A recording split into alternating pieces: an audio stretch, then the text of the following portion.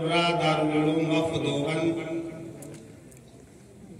इनकी तारीफ के लिए मेरे पास अल्फाज नहीं हैं,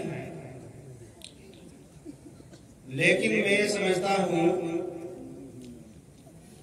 कि नबी अकरम सल्लल्लाहु अलैहि वसल्लम के अंदर जो दो सिफत खास तौर पर अल्लाह तबारक व तआला ने वदियत फरमाई, इन्नमा बुइस्तु मुअल्लिमा, कि हुजूर फरमाते हैं कि मुझे अल्लाह तबारक व तआला ने दुनिया में मुअल्लिम बना करके भेजा। और जिस आदमी को ये मनसब, ये ओहदा मिल गया, मैं समझता हूं कि दुनिया में इस मनसब से आला कोई दूसरा मनसब नहीं हो सकता। और फिर इतना ही नहीं, जहां नबी अकरम सल्लल्लाहु अलैहि वसल्लम को इल्म से नवाजा गया, वहीं आपको मानवियत से और नूरानियत से भी नवाजा गया।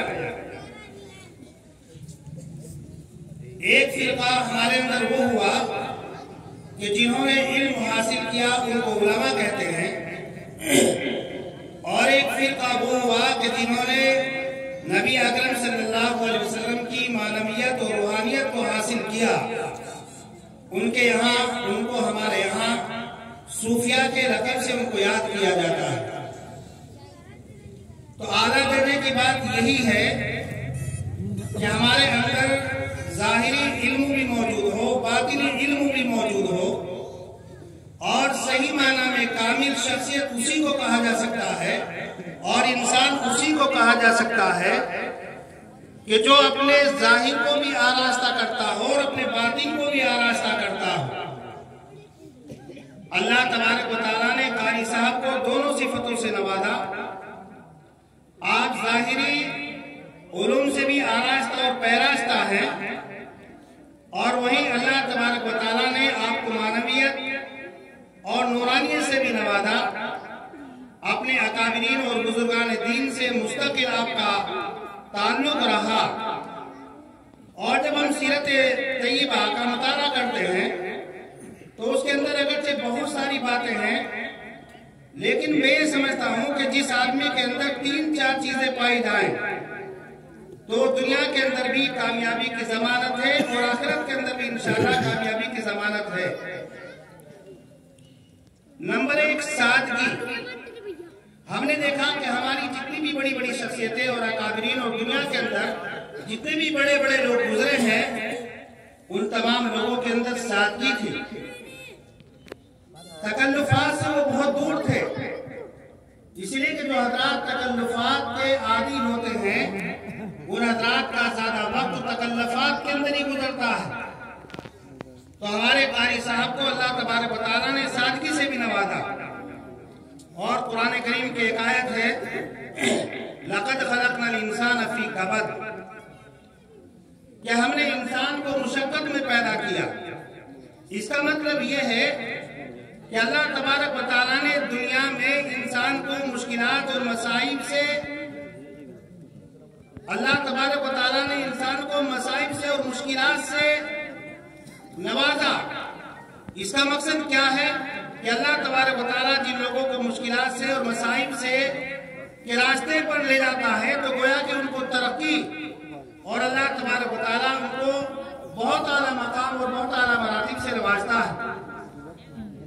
हमारे कारी साहब के अंदर माशाअल्लाह जफाकशी और मेहनत बहुत जबरदस्त पाई जाती है। और इसी के साथ साथ आप हजरात ने देखा ये कारी साहब के अंदर इस्तिकामत भी है, जमे हुए हैं।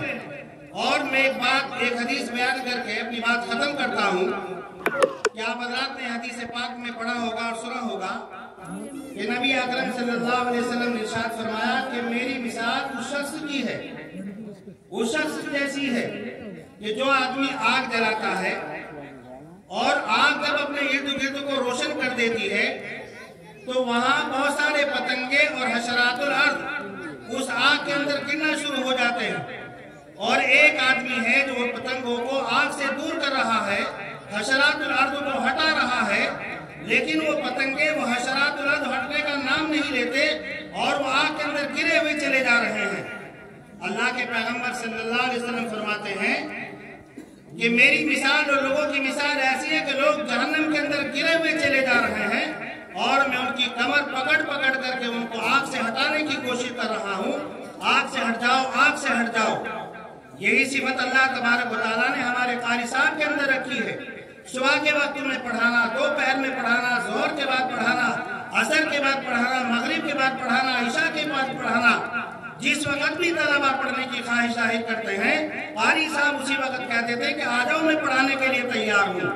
بزرگان محترم، یہ صفت ہر بندے کے اندر پیدا نہیں ہوتی، اور جس بندے کے اندر یہ صفت پیدا ہو جاتی ہے تو یہ سمجھ لینا چاہیے کہ وہ دنیاوی اعتبار سے بھی کامیاب ہوتا ہے اور اخروی اعتبار سے بھی اللہ تبارک و تعالیٰ اعلیٰ مراتب سے اس کو کامیابی عطا کرتا ہے. اللہ تبارک و تعالیٰ سے دعا ہے کہ اللہ تبارک و تعالیٰ ہمیں حضرت قاری صاحب سے استفادے کی توفیق مرحمت فرمائے. وآخر دعوانا الحمدللہ رب العالمین.